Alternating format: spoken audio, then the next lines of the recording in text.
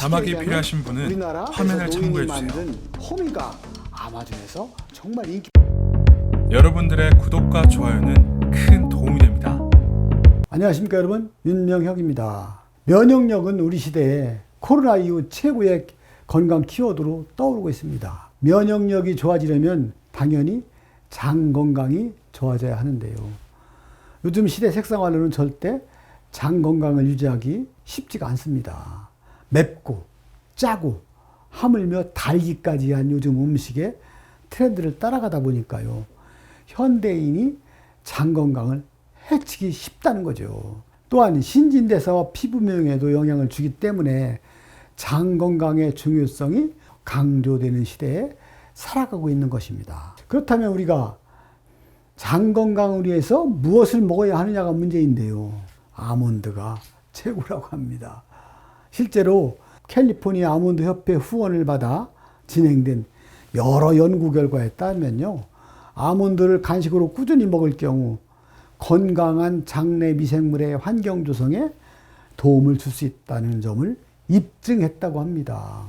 2019년 미국 영양학회 학술지 현대영양학 발전에 발표된 연구에 따르면 아침 식사를 주로 거르는 대학생들에게 아침 간식으로 아몬드를 8주간 제공한 결과 이들의 장내 미생물 다양성과 조직 구성이 이전보다 훨씬 더 좋아졌다는 것으로 나타났다고 합니다. 또한 지난해 학술지 미국 임상영양학 저널에 실린 영국의 킹스 칼리지 런던 연구진의 실험에서도 4주간 하루 28mg의 아몬드를 섭취한 참가자들은 모두 장 건강을 증진시키는 부티르산이 크게 증가하였을 뿐만 아니라 배변 활동도 좋아졌다는 겁니다. 부티르산은 세포의 주요 원료 공급원으로 장벽을 튼튼하게 만들어서 유해균의 침투를 막고 면역 체계 균형을 잡아주는 일을 합니다.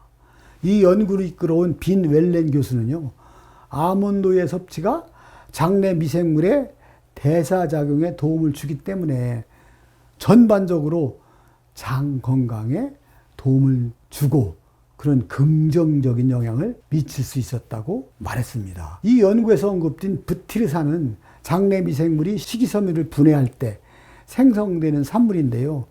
식이섬유는 장 건강에 우선적으로 손꼽히는 영양소로 위에서 소화되지 않고 대장으로 내려가 유해균의 먹이로 쓰이는 것입니다.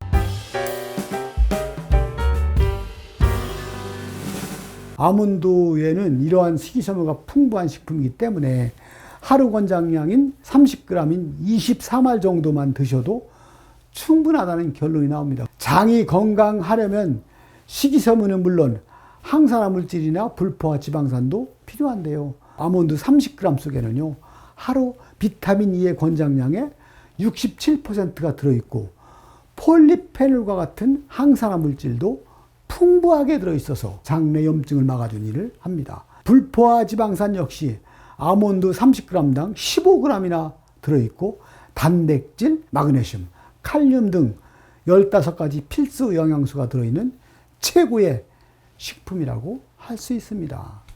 미국 캘리포니아 아몬드 협회 한국 지사의 김민정 이사는요, 젊은 세대의 경우 번거롭다는 이유로 식사를 거르는 경우가 많은데 그러다 보니까 장 건강이 취약해지기 쉽다는데요. 이럴 때 식이섬유, 불포화 지방산, 폴리페놀이 풍부한 아몬드를 통해 간편하게 장 건강을 지킬 수 있다는 제안을 하기도 했습니다.